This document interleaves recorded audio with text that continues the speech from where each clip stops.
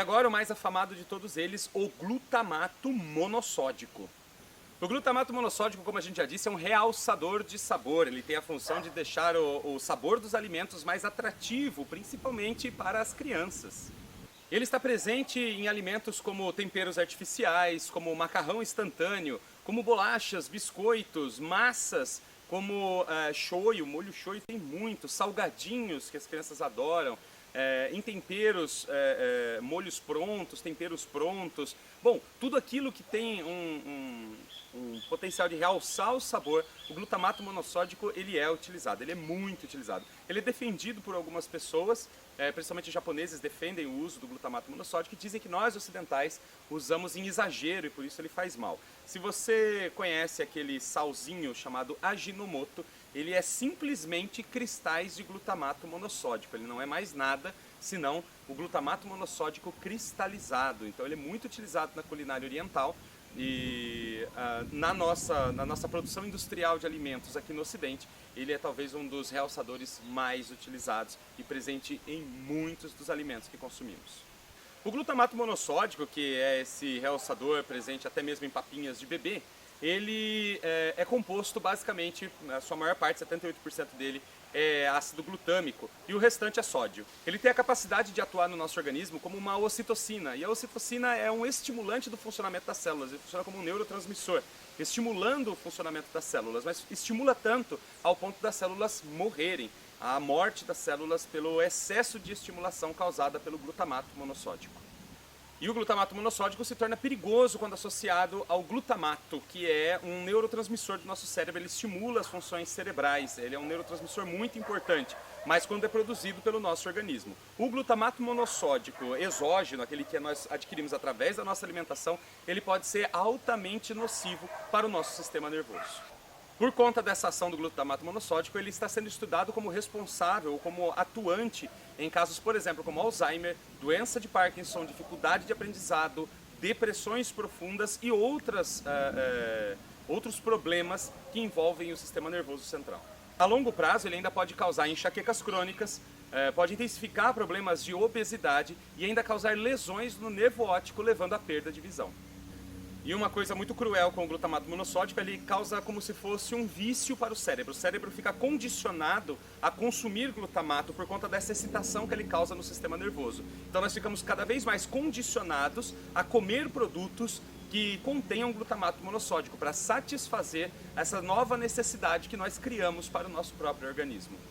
O aspartame é uma substância artificial, ele não é encontrado na natureza, ele é sintetizado a partir do aspargo, né? Originalmente ele foi sintetizado a partir do aspargo, foi em 1965. Em 1974, o FDA, que é o órgão que regula alimentos, medicamentos e drogas nos Estados Unidos, autorizou o uso do aspartame como adoçante. Ele tem a função de adoçar, porque ele tem um potencial de ser doce 180 vezes maior do que o açúcar comum de cana, com a vantagem de ele não, como você precisa usar uma quantidade muito menor dele, ele também disponibiliza muito menos calorias, por isso ele é utilizado em produtos light, diet, zero, todos esses que a gente encontra no supermercado, normalmente são feitos a partir, são adoçados a partir do aspartame.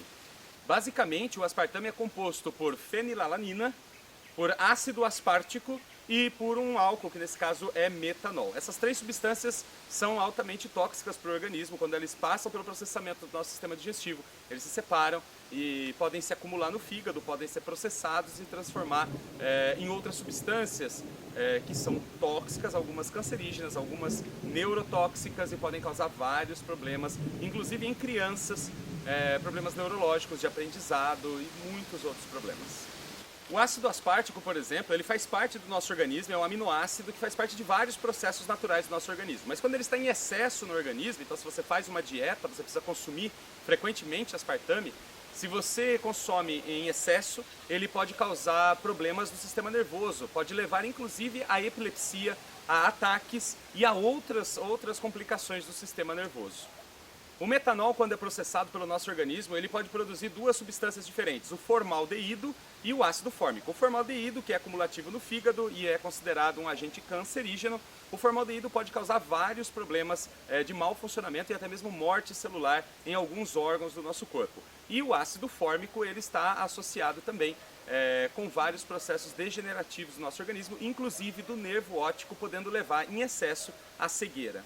A fenilalanina, ela também, quando é processada pelo nosso organismo, ela se converte em outras substâncias. Se você tem uma doença chamada fenilcetonúria, ou seja, você não consegue lidar com a fenilalanina no seu organismo, ela pode causar tanto problemas cardíacos como arritmia cardíaca, infarto, outros problemas cardíacos, como também problemas neurológicos. Pode levar à queda da produção de serotonina, levar à depressão, a processos de dificuldade de aprendizado e até mesmo à esquizofrenia. E mesmo com todas essas contraindicações, a nossa Agência Nacional de Vigilância Sanitária recomenda o uso do aspartame para um homem de 60 quilos, um adulto de 60 quilos, que ele possa consumir até 2.400 miligramas de aspartame por dia, o que dá mais ou menos 64 envelopinhos de adoçante por dia a pessoa pode consumir. Esses envelopinhos têm mais ou menos 5% de aspartame. Ou a pessoa pode consumir até 4 litros de refrigerante diet por dia. Se for criança, até 30 quilos, é recomendado que ela consuma então a metade, 32 envelopinhos de adoçante ou 2 litros de refrigerante. Parece um número fantástico para toda a realidade de problemas que o aspartame pode causar. Agora vamos falar de gordura vegetal hidrogenada.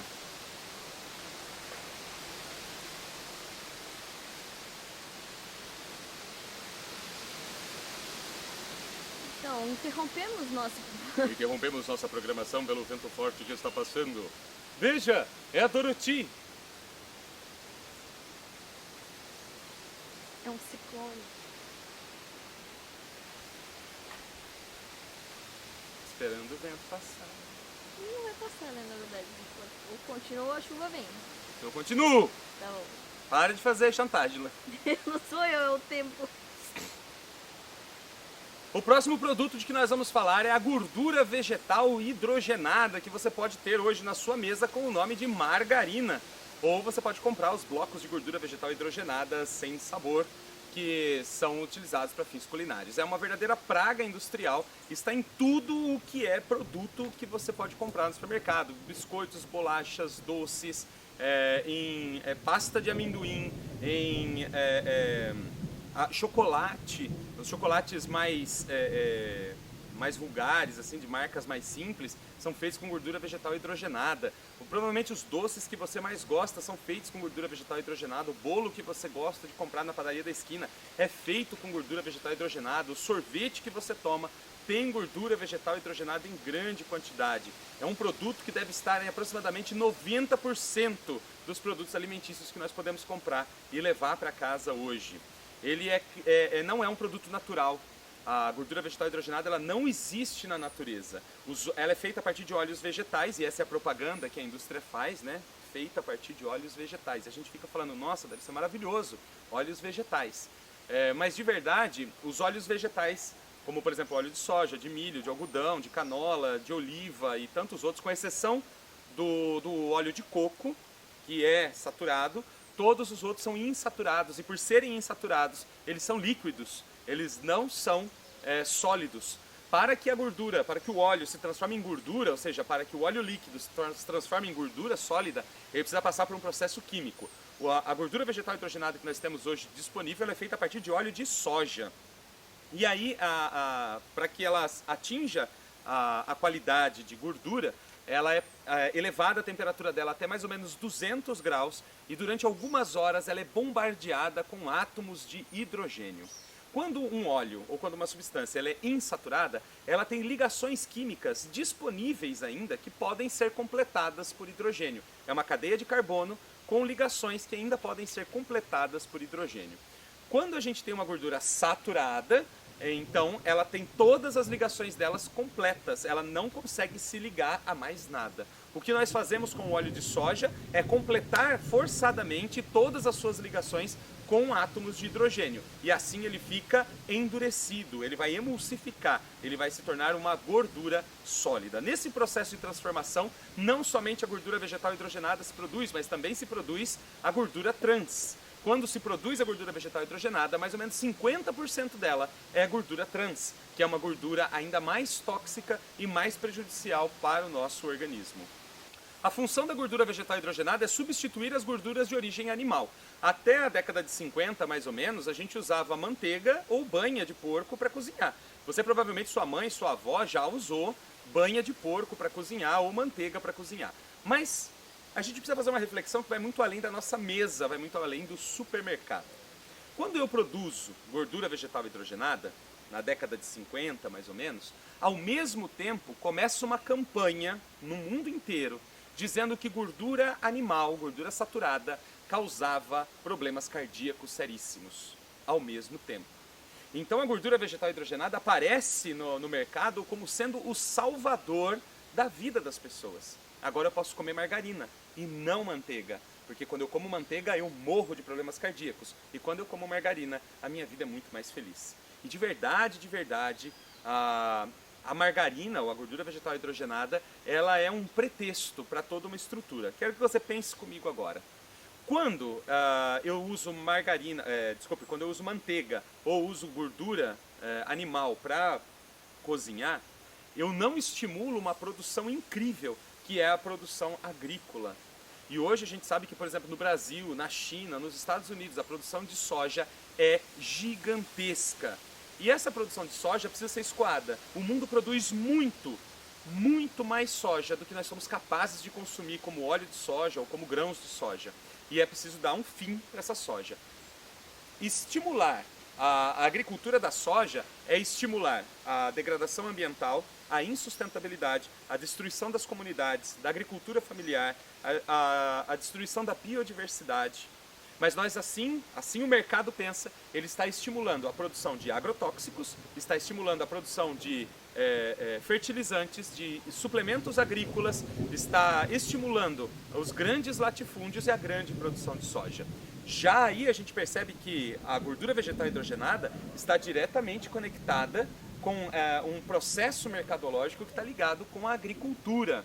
Os grandes latifundiários estimularam, sim, na década de 50, a produção da gordura vegetal hidrogenada, e ela entra como chave dentro desse processo. E é por isso que hoje todas as outros tipos de gordura são substituídos na indústria por gordura vegetal hidrogenada. São milhões de toneladas de gordura vegetal hidrogenada que são produzidos diariamente no mundo e consumidos diariamente no mundo. Na outra ponta desse processo, nós temos a indústria farmacêutica. Hoje, a ONU indica para que os países gastem 20% do seu PIB com saúde. E isso são valores bilionários, pensando em dólar, são valores trilionários, talvez, para alguns países. Muito bem. Mais da metade desse investimento, desses 20% de investimento, é dedicado simplesmente para doenças cardíacas, diabetes e para o tratamento do câncer. Podemos perceber aí que o estímulo do uso da gordura vegetal hidrogenada também está ligado com a indústria farmacêutica, porque é daí, dessas doenças geradas pela própria gordura vegetal hidrogenada, que vem a maior parte do lucro dessa indústria. E agora vem aquela grande reflexão que nós precisamos fazer.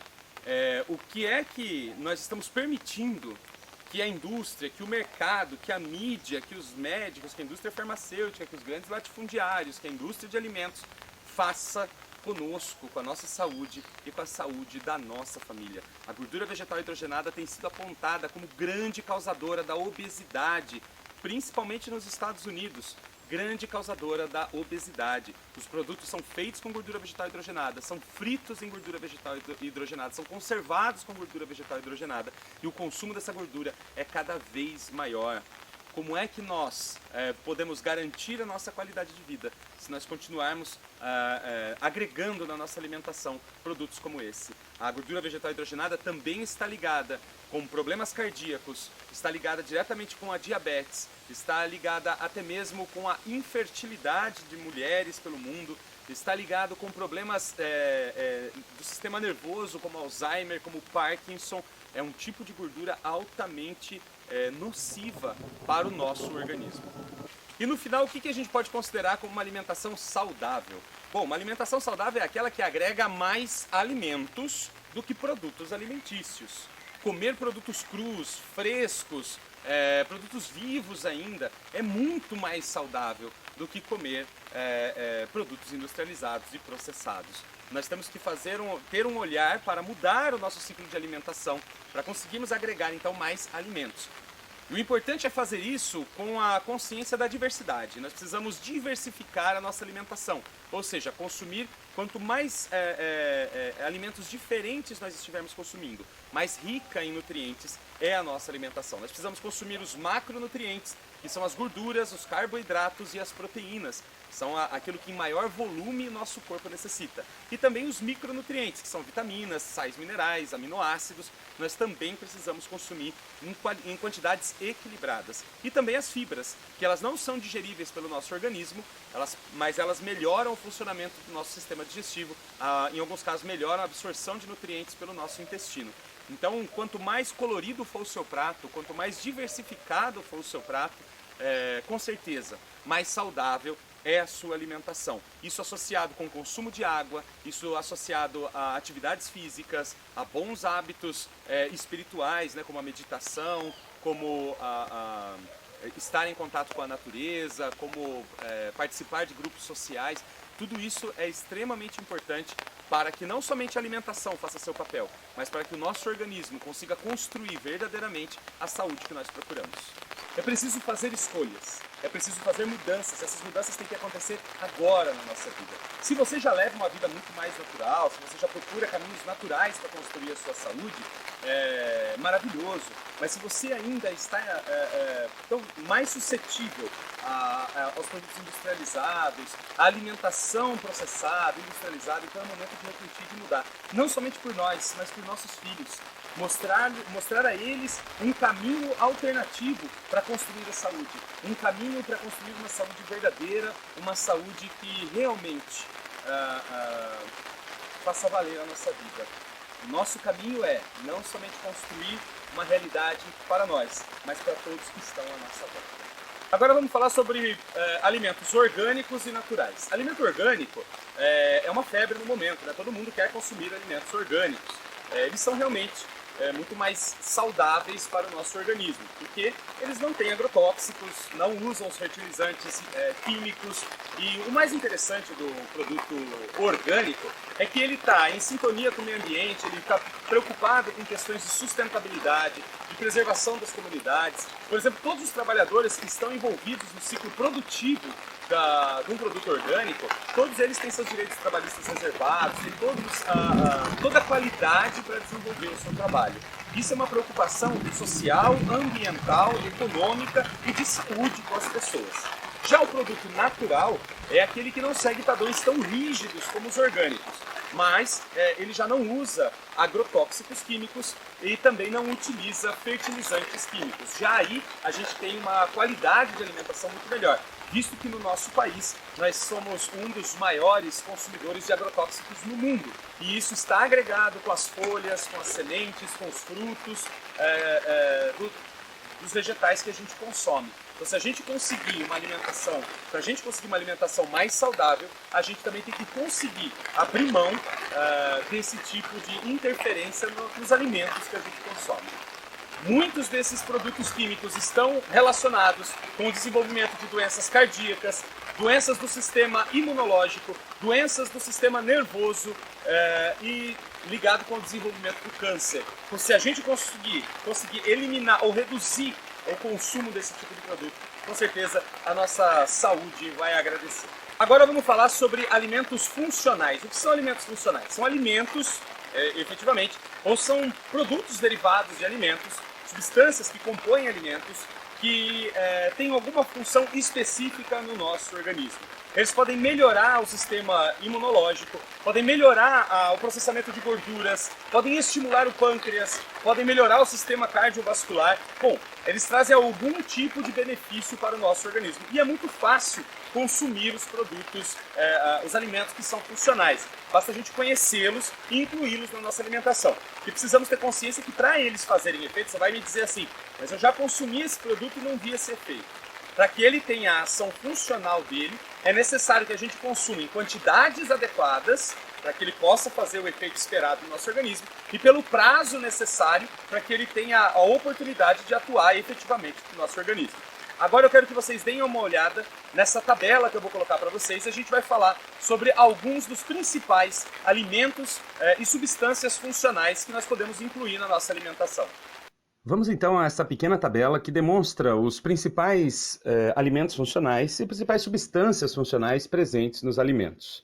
O primeiro deles são os ácidos graxos ômega 3. Onde você encontra esse tipo de ácido graxo são nos peixes de águas frias com alto teor de gordura, como por exemplo o salmão, a sardinha, e também nos óleos vegetais, como no óleo de linhaça. Essa substância traz como benefício à saúde a prevenção de doenças cardiovasculares, a prevenção e controle de doenças autoimunes e doenças inflamatórias. Depois nós temos os esteróis ou estanóis vegetais, que são encontrados em milho, soja, trigo e óleos de madeira. Os benefícios que eles trazem à saúde são a redução de riscos de doenças cardiovasculares e a diminuição da absorção de colesterol pelo organismo. Depois temos os flavonoides, que são encontrados em uva, amora, framboesa, frutas cítricas, brócolis, repolho, chá verde, soja e outros alimentos. Seus efeitos são a ação antioxidante, que é a redução da formação de radicais livres e diminuição dos níveis do colesterol LDL, que é o colesterol ruim para o nosso organismo. Nas mulheres, os flavonoides também reduzem a sensação dos sintomas da menopausa. As próximas substâncias são as antocianinas, que são encontradas em frutas em geral, principalmente nas frutas vermelhas, nas frutas escuras, nas frutas roxas.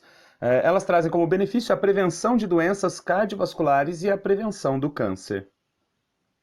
As catequinas, presentes na uva, no morango, no chá verde, no chá preto, trazem como benefícios a atividade antioxidante também para o nosso organismo e a inibição da formação de ateromas, que são depósitos de gorduras nas artérias, com a prevenção de vários tipos de câncer também.